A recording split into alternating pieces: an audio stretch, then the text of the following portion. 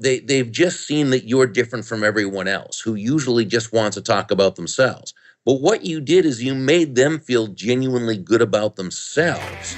Best ever listeners, before we get into today's episode, I want to mention Trevor McGregor. Trevor is a real estate results coach. I've been paying him and working with him for years now. He actually is responsible for giving me the idea to do a podcast. So it's not only about transactions that he gives advice on, how to find more deals, how to make more money, but also how to build a holistic plan around your real estate entrepreneurship endeavors. That's what I love about working with Trevor, that and being held accountable for what I say I'm going to do and actually making sure that I follow through and do it. I feel like I'm a pretty results-oriented, accountable kind of person, but it's always nice to have someone who's there guiding you along the way and giving you strategy as well as psychology tips for how to deal with, the things that come up as a real estate entrepreneur.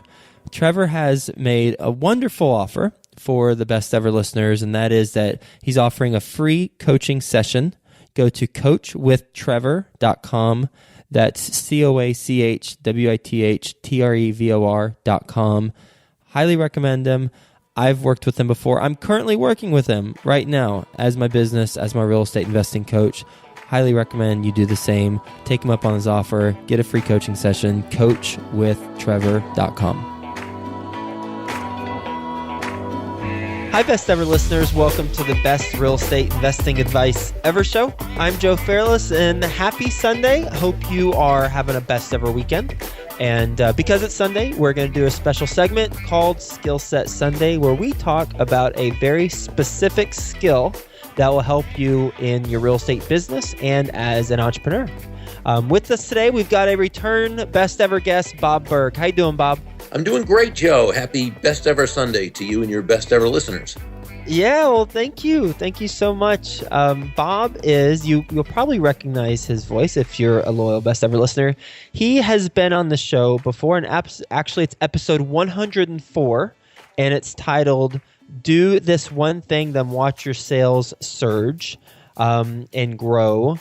And you can go check that out. There's actually a link to it in the show notes page. A little bit about Bob. Before we get into before he gets into his background in more detail, he's the author of Endless Referrals. He's the author of Go Givers Sell More. He's the author of Adversaries into Allies: Win People Over Without Manipulation or Coercion. And he's the author of one of my favorite books, The Go Giver, which actually just had a re-release, and they've included a Q&A session as well as a discussion guide in the back. So congrats on The Go Giver. The Go Giver actually has been on the Wall Street Journal's bestsellers list. It's published over 21 languages and is the fourth book of his to sell over 250,000 copies. So first and foremost, congrats on the success of The Go Giver and the re-release of it. Oh, thank you. I appreciate that, Joe. He's based in Jupiter, Florida, and with that being said, the focus of our conversation today, since it is Skill Set Sunday, the focus is how to create a referral-based business. So, Bob, you want to give the best ever listeners a little bit more about your background, and then we'll jump into the Skill Set Sunday and the referral-based business? Sure. Well, I began as a broadcaster, first in radio and then in television. Wasn't particularly good at it and ended up graduating into sales.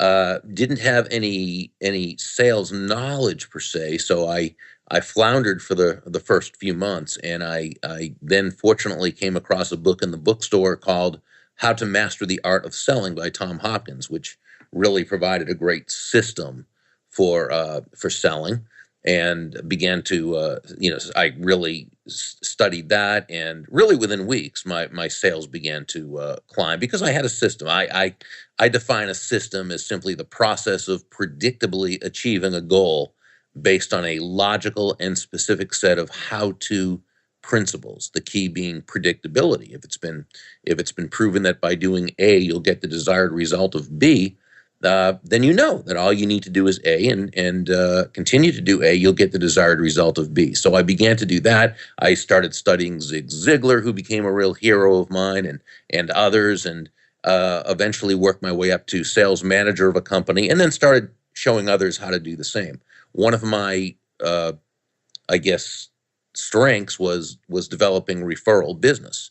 And because of that, one of the topics I discussed when I began speaking was how to cultivate a network of endless referrals business. And that first book, Endless Referrals, came out. So referrals are a topic that's near and dear to my heart. And so I'm glad it is to you too. Yeah, and most importantly, I'm glad it is to all the best ever listeners. And basically, for anybody being in the real estate business or as an entrepreneur, referrals are the number one way to generate new business. And I know from my advertising experience, I was the youngest vice president of a New York City advertising agency, and one thing, probably the main thing I learned, one is, well, I guess two things. One is the parties are a lot of fun at advertising agencies whenever you're a young professional. But two is that word of mouth referrals are the number one source of generating clients and sales. That's the number. If you're referred by somebody else to something, then your likelihood to purchase is exponentially higher than any other way of getting to that that product or that service. And with real estate, clearly, I mean, being a referral-based business would be beneficial. So that's why I'm so excited to dive into this. So how do we create a referral-based business?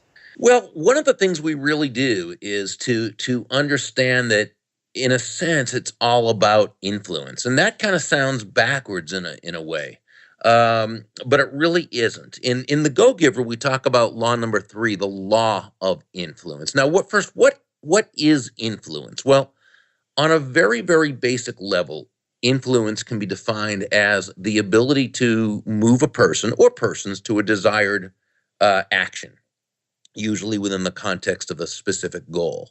Now, that's the definition, but I don't think that's the essence of influence. The essence of influence is pull as opposed to push. You don't hear people say, wow, that Joe, he has so much influence. He's so influential. He has a lot of push with people. He is really pushy, man. Wow, do I really like that guy? No, influence is pull. It's an attraction. Great influencers attract people to themselves and to their ideas.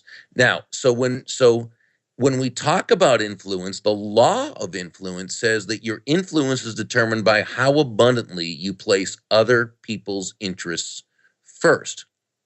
Now, this sounds, again, kind of counterproductive, but when you think of it, the great leaders, the top influencers, and absolutely the highest producing and top referred salespeople, this is simply how they run their lives and conduct their business. They're always looking for ways to place the other person's interest first. Now, to qualify that, when we say place the other person's interest first, we certainly don't mean you should be a doormat or a martyr or self-sacrificial in any way. Absolutely not. But it really comes down to this, what we call the golden rule of sales and of business itself. And that is that all things being equal, people will do business with and refer business to those people they know, like, and trust. And there's simply no a more powerful, no faster way to elicit those feelings toward you and others than by moving from an I focus or a me focus to an other focus. Or as Sam, one of the mentors in the story, says, making your win about the other person's win. So that's the mindset. That's not the how-to, but that's the mindset. It's looking for ways to bring value to others. That's one of the best ways, Joe, to make yourself referable. I love talking to you because it's just like an injection of just a mentality that I know I need to continue to have in my life, and I know it's beneficial for others, and that's why I love the Go Giver so darn much. And that's why I reached out, and for best ever listeners, if you haven't listened to that first episode, that's why I reached out to Bob in the first place. My sister actually recommended Bob's book to me, and then I read, and I was like, oh my gosh, he has to be on the show. And I think you're actually one of the first non-real estate investor interviews that I had on the show, and perhaps one of the reasons why there is a special segment called Skill Set Sunday, because I want to open it up to non-real estate investors who have principles that can be applied to real estate. So with the mentality Mhm. that you're talking about, you said that that's not the how-to, Right. it's more the mentality. What is the how-to? So let's look at just meeting someone for the first time and developing a relationship with this person. Now, this person may or may not be someone you're ever going to do business with personally, but remember, most people know about 250 other people. That's how many people most others have in their sphere of influence. This includes their immediate family, distant relatives, close friends, sometimes acquaintances. The person who delivers their mail, the plumber, the tailor, the person who cuts their hair, and they know tons and tons of people. And so let's say you go somewhere where there are people who are what we call centers of influence, people who they themselves typically have a very large, powerful sphere. They are connectors. They are people who know a lot of people. And if you can create relationships with these people, you can develop what we call an army of personal walking ambassadors. Those are your referral sources. So where do you meet those kind of people? Well, first of all, you can meet them online too, but just looking at this as a local type of thing, you can meet them whether it's at the stereotypical Chamber of Commerce business function, if you will. It could be at a party. It could be at a charitable event where there's usually very successful people, charity events or charity balls. It might be the PTA meeting at your kid's school. It could be anywhere. Uh, and when you meet this person, you know, don't think of them as someone you're going to get something from. Think of them instead as something you can give something to, that you can add some value to. And one of the ways to do this, first and foremost, is to simply focus the conversation on them. Allow them to talk about themselves. Most people love to talk about themselves. And when you can ask questions that genuinely and authentically show that you care, right away, this is where you begin to establish a referral based relationship. So, just asking this person, how did you get started in the so and so business? How did you get your start as a chiropractic professional? Or how did you get your start in education? Let's say this person might be superintendent of schools. How did you get your start as in the office products profession? Maybe this person's vice president of a local office products company, what have you. And this is a question that's not a particularly slick or clever question, but it's a question people love to answer for a couple of reasons. One is, they've just seen that you're different from everyone else who usually just wants to talk about themselves. But what you did is you made them feel genuinely good about themselves by asking them to share their story. This is something that most people are never, ever asked to do. And yet here is you, who they first met, communicating that you find them so fascinating, you want to know about them. You want to know their story. A second question to ask is just, what do you enjoy most about what you do? It might come across more like, wow, you must have had some fascinating experiences over the years. What do you enjoy most about what you do? Now, again, this runs opposite of what we're usually taught, right? To either find this person's pain or to not really care. And so it's what I call a feel good question, because by the very nature of the question, this person is going to be sharing with you joy in their life, what they enjoy most. Now, the third question, though, is the key. I call this the one key question. And this right now is going to separate you in their mind as someone totally different from everyone else. And it's going to have them look at you as a person of real value. And that is to say this. Let's say the person you're speaking with is in sales. You might say, Dave or Mary, how can I know if someone I'm speaking with would be a good prospect for you? How can I know if someone I'm speaking with would be a good prospect for you? That's great. Yeah. I mean, you have just, again, continued to totally focus on them.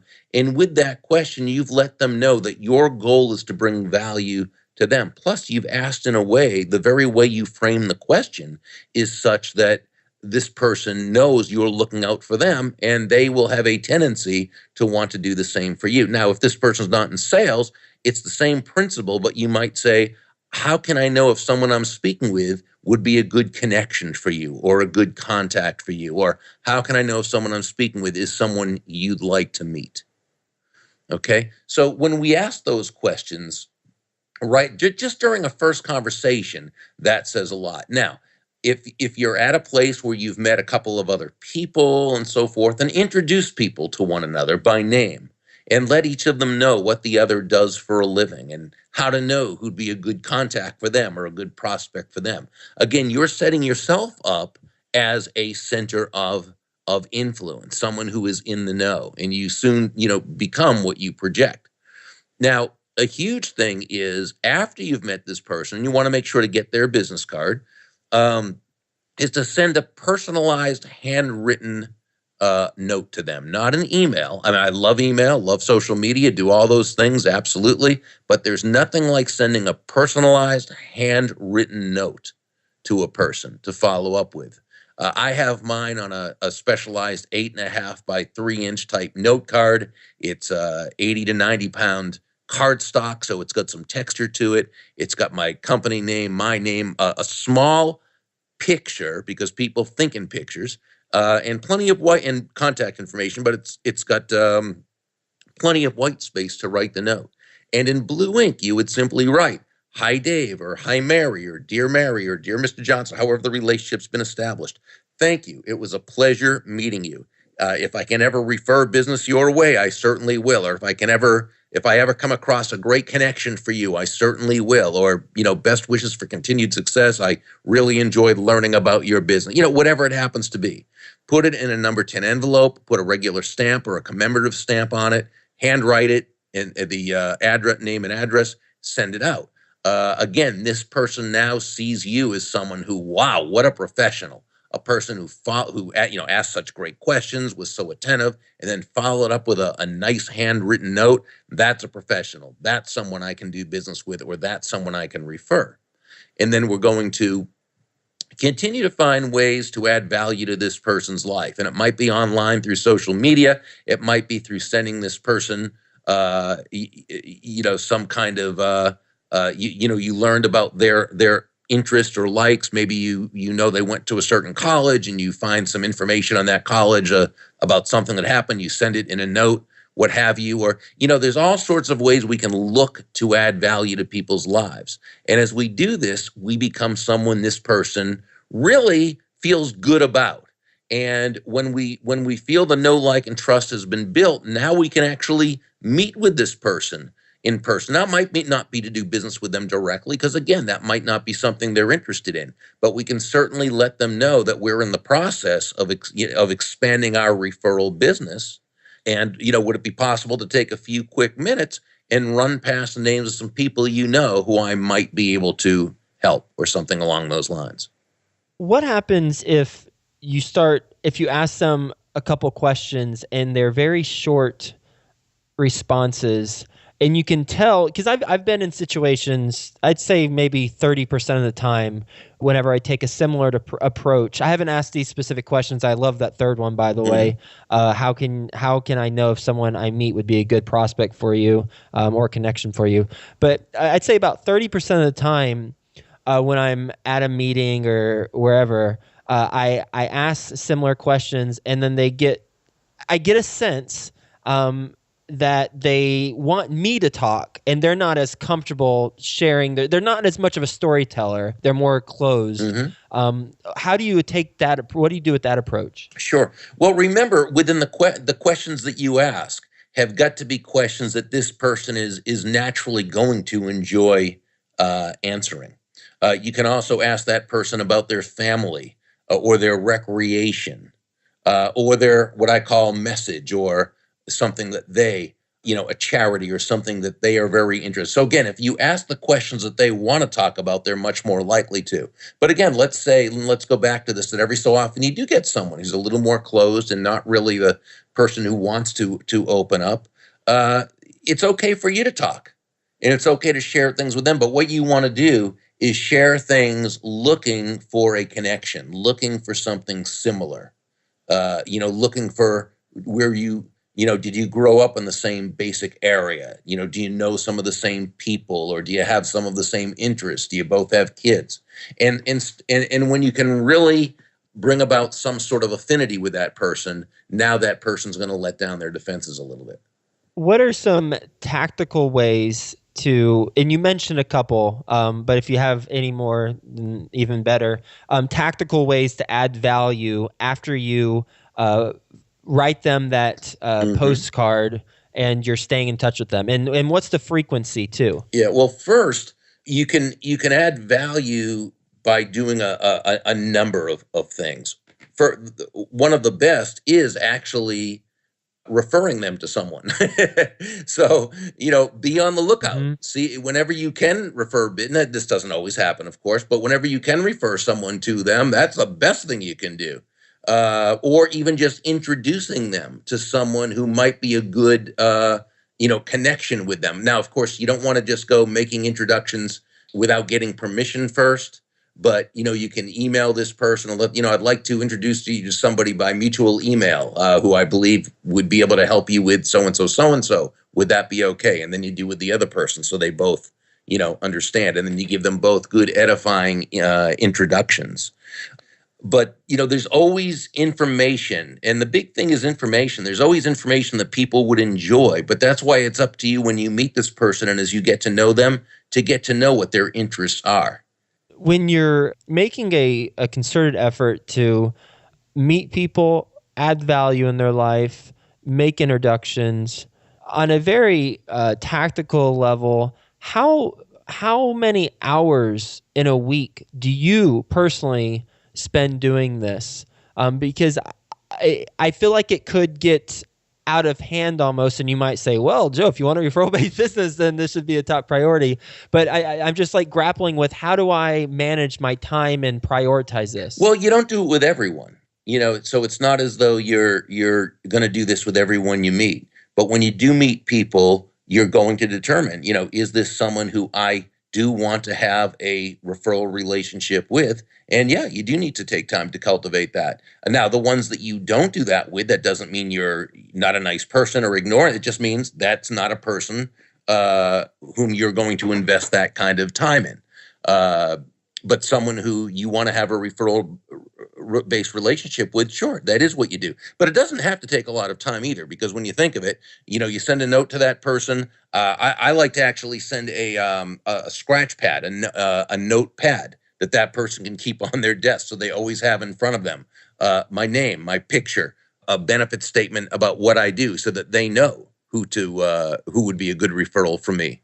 Remember, something like that, they're going to keep on their desk by their phone. It's actually utilitarian. It's something they can use. And yet we don't have to, and it's of value to them because it's something they're going to write on. And we don't have to be. So, but no, it's not something where you constantly have to be, on top of this person, sending them things, calling them. But no, but you should still put it down in your, on your contact management to connect every few weeks or so, or every month. Do you have a contact management system, or is it manual? How do you organize it? Mine's manual, but remember, I kind of, because of what I do now, our two big things are speaking clients that we don't really even market that much to anymore. As I get older, I'm 57 now. I'm not looking to speak more than I was. I'm looking to speak less than I was. So we pretty much only go on referrals by this point, or someone having read The Go-Giver, then they call and ask if I can speak. So we don't really outward bound market at this point. So I'm kind of through with that part of really cultivating that referral network. I have a very, very large network, and I'm able to keep in touch with them more through online and so forth at this point. Although, hey, every so often, if something comes up, I see they've done something, whatever, I'll still send a handwritten personal note. And then we have a certified Go-Giver speaker program, and where we have people in different countries who, license my intellectual properties. But again, we put attraction marketing mechanisms in place, and they tend to find us. And then from that point, we develop that relationship, but it's not really so much a referral-based relationship. And just to tie it all together, So we've been adding that we've and I'll summarize at the very end, but we've gotten to the point where we have been adding value to their life. And how does that tie back to sales, getting more business done? Because when these people know, like, and trust you, they are much, much more likely to be responsive to you when you ask about referring you to others. Got it. And, when you do ask, and I'd given you what I call a marketing bridge earlier when you say, I'm in the process of expanding my referral business. I find it's helpful to partner with my friends such as you. Can we take a few quick minutes and run past the names of some people I might be able to help? I don't leave it at that and expect them to come up with names. I would instead utilize something I learned from Tom Hopkins years ago, and that is to funnel down their world into small groups of people they can see.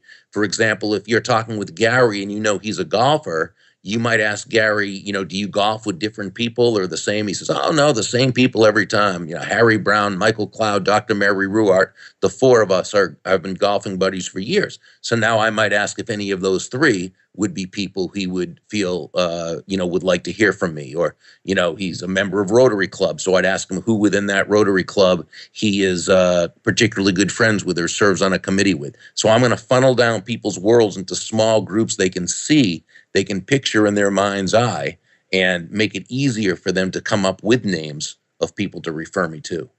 I love it. Bob, is there anything that we haven't talked about as it relates to how to create a referral-based business that you think we should mention? No, I think it's just more understanding that the key is that if you will take your focus off yourself and place it on others, you'll just be amazed at how they will be interested in you. Yes. And then, I feel like it would be beneficial for everybody to have a power talk by you every morning, just like 10 minutes, just to reinforce this mentality. Because I wholeheartedly embrace everything that you're saying. And I think, going from what you started talking about at the beginning and how you just very succinctly summarized it, you mentioned your influence is determined by how abundantly you place other people's interests first. And then, so basically taking that approach, having walking ambassadors, as you mentioned, referring business back to you is the number one way to have a referral-based business. So then the question becomes, how do you create and cultivate walking ambassadors? And you walked us through the step-by-step process. When you meet them, you focus the conversation on them, allow them to talk about themselves. There's a whole lot of thems, and that's intentional. And you ask three types of questions. Now, it doesn't have to be these specific questions, specifically worded, but essentially, how did you get your start?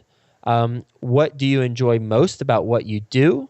And then your third question, how can I know if someone I meet would be a good prospect for you? Yes. I love that. I just left a conference in Miami, so in your state, where it was a family office conference, and there's basically companies that oversee the management of billionaire families' money, and there's a lot of high-profile people there, and I'm wondering, how the hell can I add value to some of these individuals' lives? And that would have been, I'm replaying some of the interactions I had, and I'd say if I took a test before on the proficiency of what you talked about, I would have gotten a B, but I wish I would have had this conversation before I went, because then I'd probably get an A plus.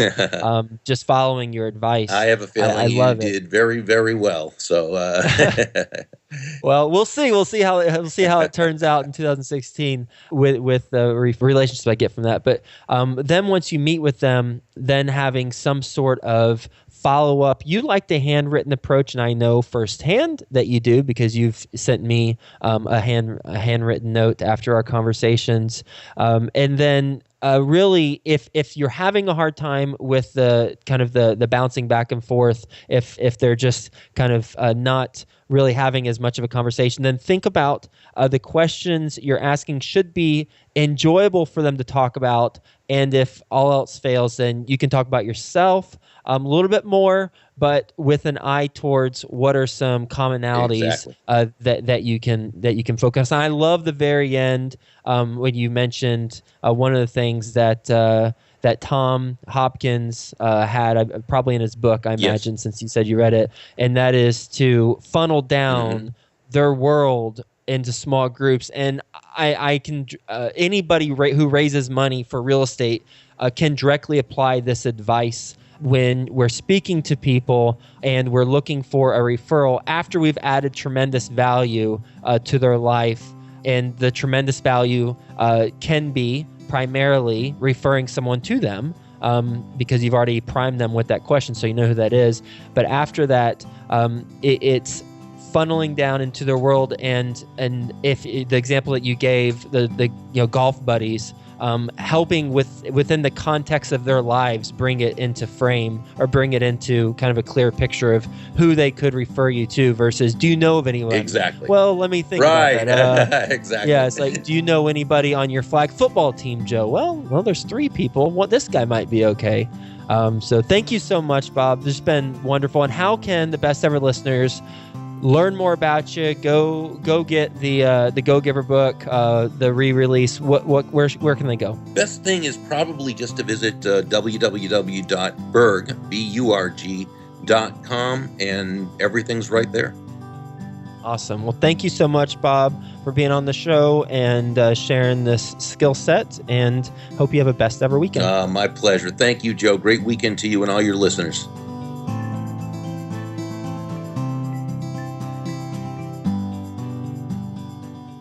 Did you achieve all your real estate goals in 2015? Well, if you did, congratulations. Fist bump to you. If you didn't, then go to coachwithtrevor.com. Trevor McGregor is my business coach, my real estate coach. He's also been a guest on the show, episode 320.